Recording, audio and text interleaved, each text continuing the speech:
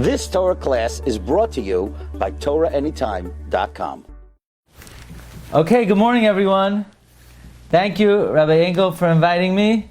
What a treat it is to be able to learn together with you today. I'm going to do something now. You probably never saw anything like this in your whole life. You might not even know what this is. You see this? You don't even know what this is, right? You never saw this before. Does anybody know what this is? And you know what I'm going to do now? Watch this.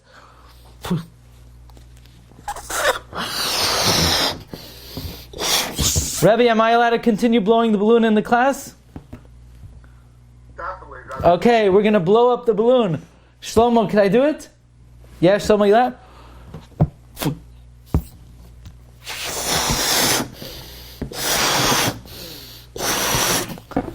Do you know what this is? Probably nobody ever saw something like this. Right? You never saw a balloon before. Do you know what a balloon is? Balloon is made out of plastic. And there's nothing in it. You see, it's empty. It's like a little piece of plastic. You could fold it up in your hand. And when you blow air into it, there's something inside. Boys, what's inside this balloon? What's in there? Shlomo, what's inside the balloon? Air. Air. Now, if there's air in the balloon, where did the air come from?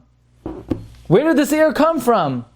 It had to come from the one who blew it up. It came from inside of me. Now, we're going to let it out. When Hashem created Adam, when Hashem created all of us, He blew into us. What did He blow into us? He blew into us our neshama. So if Hashem blew into us our neshama, then where does the neshama come from? The neshama comes from where? Hashem. It had to come from Hashem. That means inside of us there's a neshama. Where did that neshama come from? It came from HaKadosh Baruch Hu. Now, how great is HaKadosh Baruch Hu? How great is Hashem? Endless. Hashem's greatness is infinite. There's no end to Hashem's greatness. Hashem is the greatest being in the whole world. But if Hashem blew our neshama into us, and our neshama is a piece of Hashem, so how much greatness is inside of us? How big Talmidei Chachamim could we become? How much Yira Shamayim could we have? How much? Endless. It's infinite. Because if our greatness comes from HaKadosh Baruch Hu and Hashem put our neshama into us, and just like when someone blows a balloon, the air in the balloon comes from the blower, so too if Hashem blew our neshama into us, the neshama is a piece of Hashem. That means our greatness comes from HaKadosh Baruch Hu and is infinite. So how great could all of us become? There's no end. It's endless. It's infinite. So I'm going to tell you a little story. This story comes from the Gemara. The Gemara is in Masechta Psachim. The Gemara says that one of the Amoraim, his name was Rav Sheshes. And Rav Sheshes, he would review the whole Torah every 30 days. And at the end of the 30 days, you know what he would do? He would jump up and down. And he would say, Chadoi nafshoi. He would talk to himself. Do you ever talk to yourself? Rav Sheshes would sometimes talk to himself. And he would say, Chadoi nafshoi. Rejoice myself. Chadoi nafshoi. Rejoice myself. And you know what Rav Sheshes would say to himself? Rav Sheshes would say, L'cha asnuye. You learn for yourself. L'cha masnisa. I learn Mishnayos for myself. What was Rav Sheshes saying? We learn for ourselves? Don't we learn for the whole world? So let me tell you another story. Should I tell them another story? Yeah. Once upon a time, there was a backyard. You ever hear of something called a backyard? Or a field? And in the field was planted the most beautiful trees. And these trees could produce the best fruits. There was an apple tree, and there was an orange tree, and there was a pear tree, and there was a vineyard, there was a vine for grapes, and there were, what other kind of trees were there? Regular tea? a regular tree. There was a tree even that had Zoom tablets growing out of it. There were all kinds of trees growing in the field, but it wasn't producing any of the fruits. The apple tree wasn't producing any fruits. The orange tree wasn't producing any fruits. The vine wasn't producing any grapes. The Zoom tree wasn't producing any tablets. Why? Why wasn't anything growing in this field? Because nobody was watering it. And without water, then even if the most beautiful fruits are planted in the field, the most beautiful trees are planted, nothing could grow because every fruit needs water. It's the same thing with our neshama. Hashem blew our neshama into us. And in our neshama is every kind of beautiful fruit. We have the fruit of emunah in Hashem. We have the fruit of kedusha, holiness, of tahara, of purity. We have all kinds of good fruits inside of us. But they'll only grow if the neshama is watered.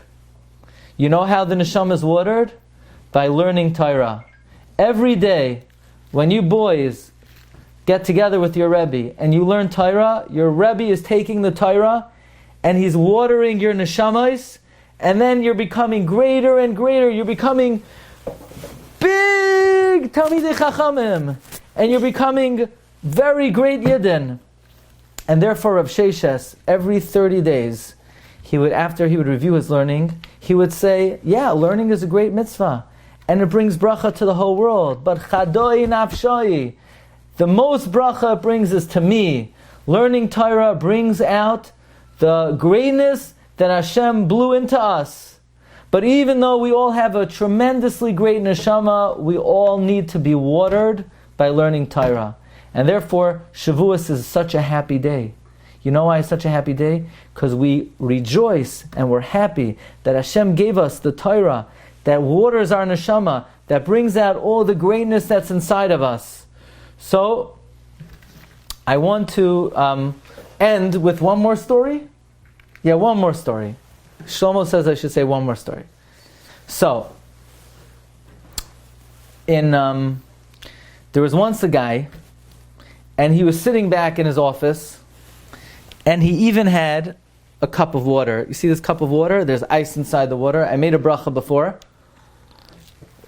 And he was drinking water, and he was very comfortable. He was sitting back on a big couch, and he was relaxing. He just ate supper. What do you like to eat for supper? He likes to have a barbecue. He just had a good barbecue, and he was very, very comfortable. But he didn't want water. You know what he wanted? He wanted Snapple iced tea. And he saw a guy outside who had Snapple iced tea. And you know what he starts asking?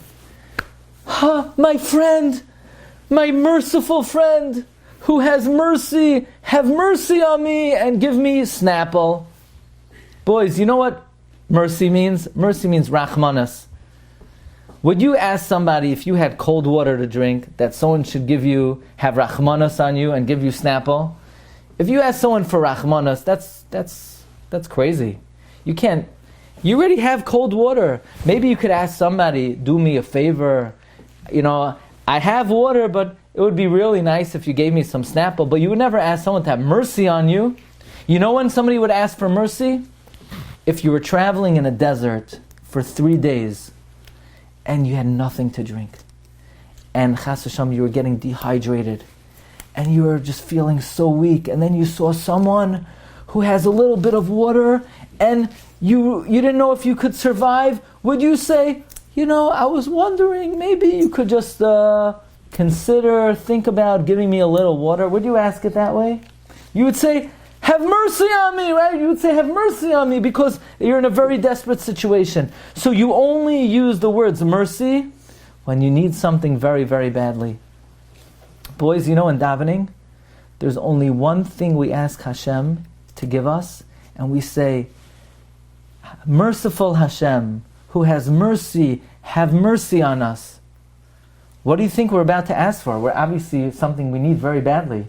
Like maybe we're about to ask for, Hashem, heal me. Hashem, give me a job. Hashem, give me good health. No. There's only one thing we ask Hashem to give us, and we ask Him to have mercy on us, to help us understand the Torah. Because the most important thing in the whole world to Klal Yisrael is understanding the Torah. It's even, we don't even ask Hashem, Hashem, have mercy on us, give us food. We don't say, Hashem, have mercy on us, give us, heal us. We say, Avinu av harachaman, merciful Father. Hashem's our Father. Hamerachim, who has mercy. Rachim aleinu, have mercy on us and teach us the Torah. You know, but that sounds like Torah is the most important thing in the world. Why does it sound that way? Because it is. Because Torah is the most important thing in the world. And therefore, and like we say in Maariv, Ki heim chayenu, the Torah is our life. And there's nothing more important than our life.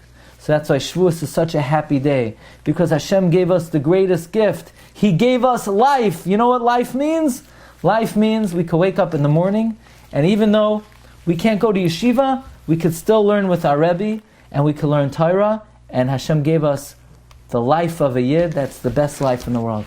So, boys, thank you so much for letting me join you today.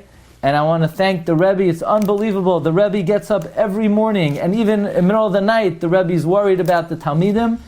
And it doesn't matter what the situation is outside. Your Rebbe is Moiser Nefesh. He loves the boys so much that he's so happy every day to be able to water us. So it's like when we're going to the Rebbe, we're like apple trees, orange trees, pear trees, grapevine, and the Rebbe waters us, and we become big Talmidei Chachamim be'ezras Hashem. Wishing everyone a Chag Kosher Sameach. Have a good Yom Tov. Thanks so much, Rabbi. Shkoyach. Rabbi, thanks so much for coming on. You've just experienced another Torah class brought to you by TorahAnytime.com.